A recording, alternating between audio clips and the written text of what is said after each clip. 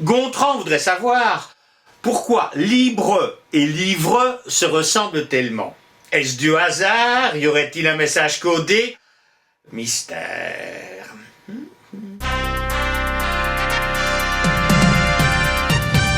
Paradoxe des langues, libre et livre viennent tous les deux de deux homonymes latins liber, qui avaient un sens différent mais n'avaient aucun rapport entre eux. C'est du hasard, même en latin.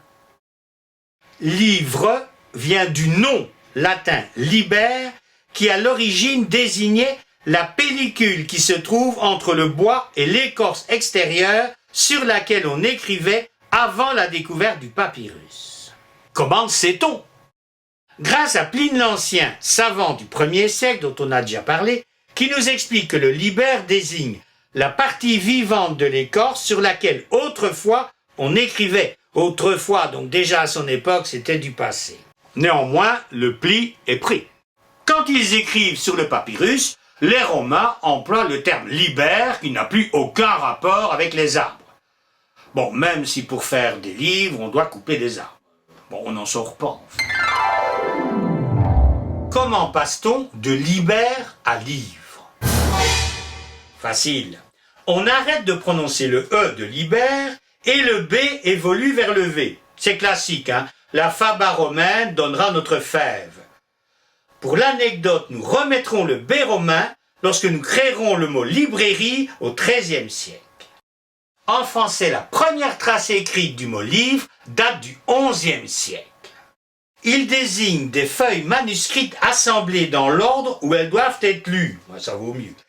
Chrétien III nous dira « Par les livres que nous avons, les faits des anciens savons ».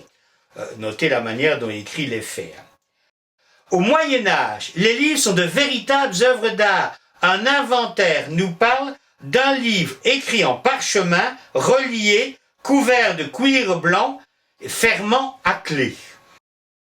Conséquence de cette richesse, Rabelais nous conseille d'acheter tous les mauvais livres, car ce sont ceux qui ne sont pas réimprimés. Si Rabelais vous dit « j'ai acheté plusieurs fois ton livre », vous saurez ce qu'il en pense. Bon, revenons à Rome. Si le nom liber signifie livre, les Romains avaient l'adjectif liber qui signifiait libre.